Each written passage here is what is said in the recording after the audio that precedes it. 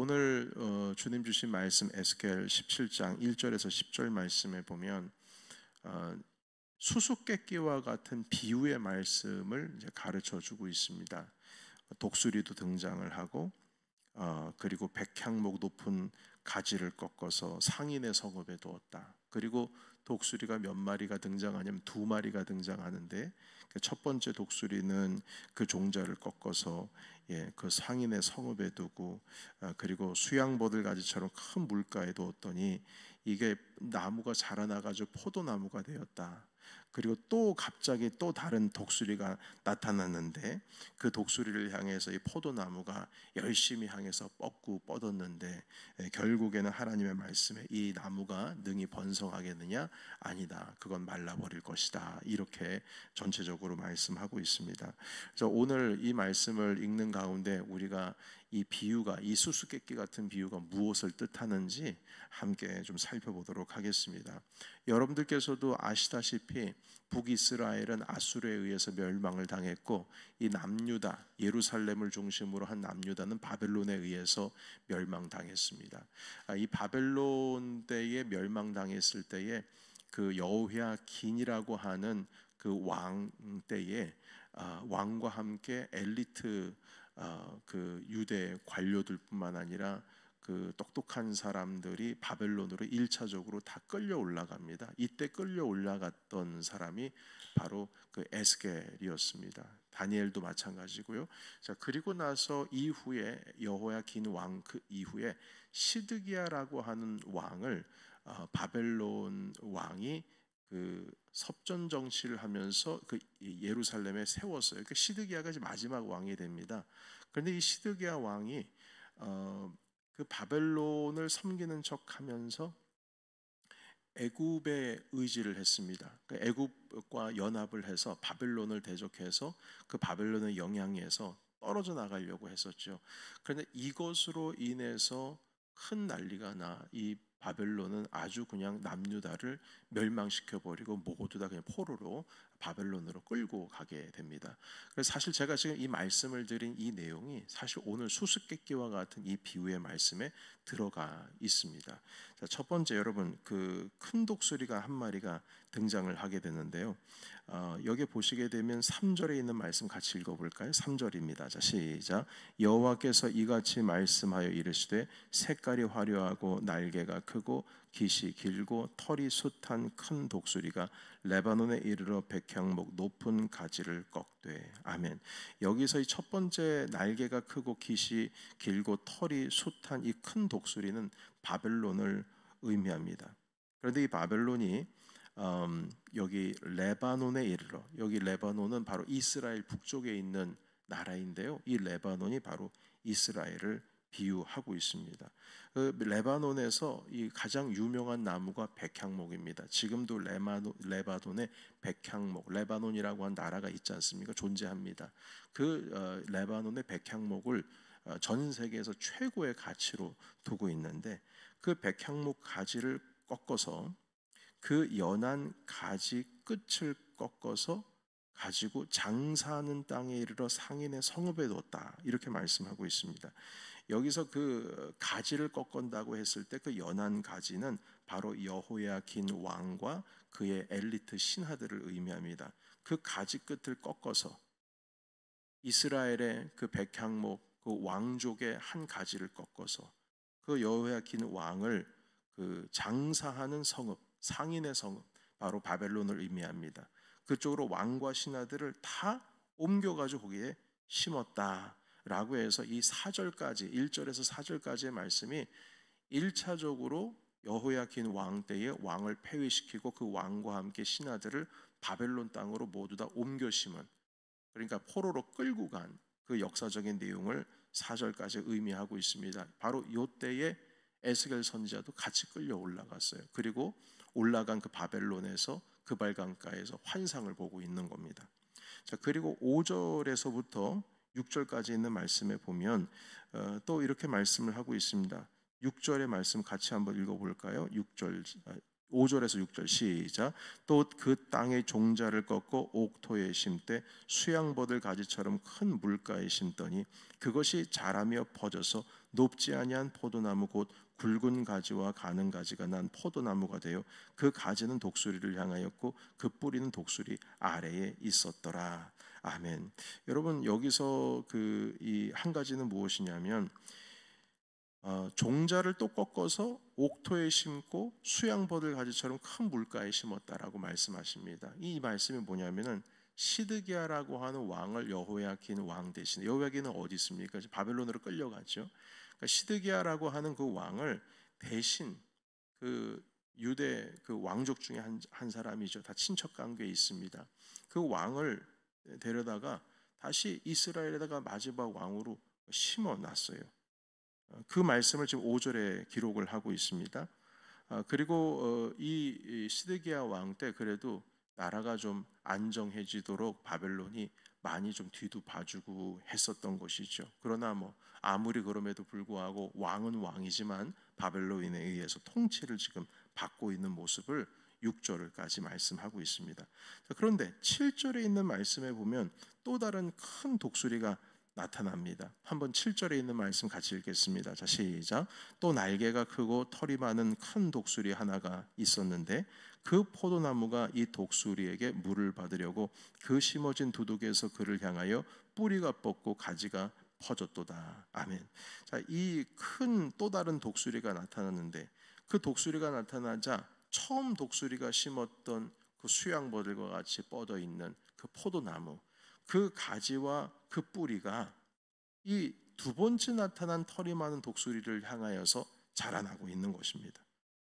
뿌리가 뻗고 가지가 퍼졌다.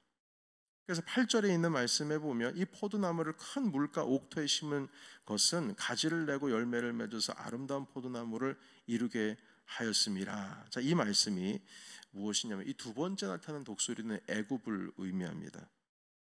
그래서 이 그 두 번째 나타난 큰 독수리에게 지금까지 첫 번째 나타난 독수리가 그 땅 가운데에 포도나무를 심고 가지가 나게 하고 또한 뿌리가 깊어지게 하는 그런 역할을 했는데 두 번째 나타난 독수리에게 이 포도나무가 가지가 향하고 있는 겁니다. 그래서 이거 어떻게 될 것이냐? 역사적으로는 시드기야 왕이 애국과 연합해서 바벨론을 견제하려고 하고 바벨론으로부터 보호를 하려고 한 것이죠. 자, 이것 때문에 바로 이 시드기야가 바벨론을 견제하려고 군사 동맹을 애국과 맺게 되면서 결국에는 이 남유다가 바벨론에 의해서 완전히 멸망을 당하고 예루살렘이 이제 시드기야 왕으로 인해서 완전히 그냥 멸망당하는 거예요. 그리고 모두 다 포로로 끌려서 바벨론으로 올라가는 내용입니다. 그래서 9절에 있는 말씀입니다. 하나님께서 하신 말씀이에요. 너는 이르기를 주 여호와의 말씀에 그 나무가 능히 번성하겠느냐? 시드기야가 다스리고 있는 이 이스라엘 남유다가 번성하겠느냐? 이 독수리가 어찌 그 뿌리를 빼고 열매를 따며 그 나무가 시들게 하지 아니하며 그 연한 잎사귀가 마르게 하지 아니하겠느냐? 많은 백성이나 강한 팔이 아니라도 그 뿌리를 뭐라고요? 그 뿌리를 뽑으리라. 뽑아내 버리겠다. 심지어 10절입니다. 그것이 심어졌으나 번성하겠느냐? 동풍이 부딪힐 때에 아주 마르지 아니하겠느냐? 이 동풍이 바벨론입니다. 그 자라던 두둑에서 마르리라 하셨다. 그러니까 완전히 남유다가 멸망하는 그 모습을 보여주고 있습니다. 여러분, 이런 역사적인 상황에서 우리가 이 말씀, 이 에스겔서 17장에서 하려고 하시는 말씀은 무엇이냐면, 여러분, 남유다가 바벨론에 의해서 위기이고 그가 저지른 죄로 인해서 지금 고통을 당하고 있는 겁니다. 그러니까 여호야킨 왕 때에 종들과 함께 다 바벨론 포로로 끌려가게 됐어요. 이건 이스라엘의 죄 때문에 일어난 겁니다. 그럼 여러분, 죄 때문에 일어난 일이 이렇게 있으면 이걸 어떻게 해결해야 됩니까? 해결하는 방법이 있어야죠. 하나님을 의지하는 방법 그 외에는 없습니다. 죄를 회개하고 주님 앞에 나아가는 방법밖에 없어요. 물론 예레미야 선지자는 아무리 그래도 용서하지 않겠다고 하셨어요. 그러나 그런 말씀을 들었다 할지라도 순적하게 이루어질 수 있는 해결 방법은 무엇이냐면 하나님을 의지하는 것 외에는 없습니다. 그런데 이 에스겔서에서 지금 말씀하려고 하는 것은 무엇이냐면 이스라엘이 그 남유다가 죄를 지어서 하나님께 지금 심판을 받아가고 있는 과정에 자기도 본인 에스겔 본인도 그 심판 때문에 지금 끌려오게 된 거잖아요. 바벨론으로 끌려오게 되는데 환상을 보면은 지금 저쪽 예루살렘, 그 자기는 지금 바벨론에 있는데 저 예루살렘에 있는 시드기야와 그 왕과 그 신하들이 또 다른 허튼 짓을 하고 있는 거예요. 그것은 무엇이냐면 하나님 앞에서 좀 겸손하게 주님 앞에 회개의 심령을 가지고 주님을 의지하고 좀 살아가야 될 사람들이 바벨론 땅으로부터 뭔가 좀 해방을 해보겠다고 저희 아랫동네에 있는 이집트 큰 군대를 가지고 있는 그 나라를 의지해서 군사동맹 맺어가지고 물리적으로 어떻게 해보려고 하는 겁니다. 이걸 여러분 우리가 우리의 삶 가운데 어떻게 적용을 합니까? 여러분 우리의 삶 가운데 있어서 분명히 어그러진 것이 있고 우리의 죄로 인하여서 스스로 하나님께서 좀 우리를 좀 정신 차리게 하시려고 열어주시는 어떤 고난과 아픔도 분명히 있습니다. 그런데 아무리 우리가 죄를 짓고 그 고통과 내가 결국에는 저지른 일 때문에 인과관계로 일어나고 있는 하나님께서 우리를 깨우치게 하려고 하시는 그 길을 간다 할지라도 결국 그 일을 해결하기 위해서 동서남북 자기가 뭔가로 이 물리적으로 해결하려고 수없이 많은 내가 끌어당길 수 있는 힘을 다 끌어당겨서 그 고난을 벗어나려고 하는 행동, 그거 다 소용없다는 겁니다. 결국 그 안에서 이겨낼 수 있는 방법은 하나님을 의지하고 주님 앞에 자복하고 회개하고 주님 앞에 엎드리는 것, 이게 먼저 가장 큰 포션을 감당하고 그것이 중심이 되어서 주님 앞에 나아가야 그게 회복이 되는 길인 것이지, 내가 할 수 있는 게 뭐가 없을까 해서 동서남북 여기도 물어보고 저기도 물어보고 해볼 수 있는 건 다 해보는 거, 여러분 그거 뭐 나쁘지 않습니다. 좋습니다. 그러나 문제는 내가 하나님을 지금 의지하고 있는가, 진정으로 내가 주님 앞에 엎드리고 있는가, 그것입니다.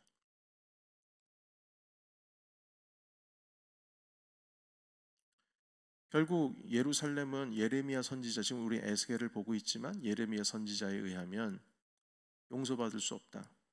용서를 받기를 원한다면 이제 에스겔도 말씀하시지만 이 모든 풍파가 하나님의 진노가 심판으로 한번 지나가야 그 다음에 주님께서 분노를 사그러뜨리실 것이다, 이렇게 말씀합니다. 그러니까 한 번쯤은 이 심판을 받아야 되는 거예요. 그럼에도 불구하고 그 심판을 받는 과정에서도 우리가 해야 할 것은 무엇이냐면 내가 의지할 수 있는 것을 찾아당기는 것이 아니라 하나님 아버지 앞에 가장 먼저 엎드리는 거, 그겁니다. 저는 한국의 그 전도사 시절 때에 큰 대형 교회를 섬겼었습니다. 그런데 그 대형 교회, 그 전통적인 교회에서 제가 담당하고 있는 부서의 부장 집사님이 계셨는데 안수 집사님이셨어요. 상당히 젊은 집사님이었고, 그리고 젊은 목회자와 함께 참 이게 그 케미칼이 잘 맞았습니다.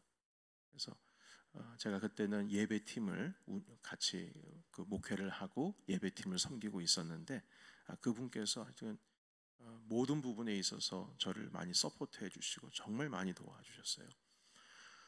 근데 갑자기 주일날 이 부장 집사님이 만나야 되는데 안 보이는 거예요, 교회에서. 그래서 그 사람들 사이에 이제 소문이 돌고 이렇게 저렇게 해가지고 알게 되었는데, 그게 무엇이냐면 이분이 그 사업에 부도를 당하신 거예요. 그래서 갑자기 사라지신 겁니다.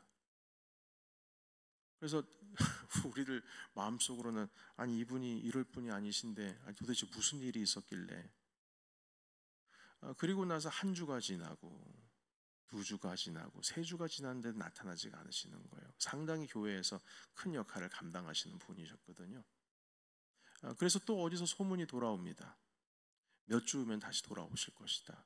그 그분이 어디 있는지를 아시는 분들이 좀 중직자들 중에서 아시고 계시는 것 같아요. 그런데 아무리 교육자라고 하더라도 그분이 어디 있는지를 부도를 당하고 어떻게 보면 잠적을 하신 거기 때문에 말씀을 안 해주신 것 같습니다. 자, 그리고 몇 주가 지나고 나서 드디어 나타나셨습니다. 그리고 나타나셨는데 얼굴이 환합니다. 해결하셨다는 거예요. 전 자세하게 모르겠습니다. 그 모든 일을 해결하시고 그리고 돌아오셨어요. 제 생각엔 2달 정도 되신 것 같습니다. 해결하시고 돌아오셨어요. 그동안 이제 부장지점에 안 계시니까 제가 청년들을 데리고 이렇게 목회를 하는 가운데에 다른 부장 장로님이 많이 돌봐주셔서 그 목회하는 데 전혀 지장은 없었습니다. 그런데 나중에 이제 그분께로부터 말씀을 들었습니다.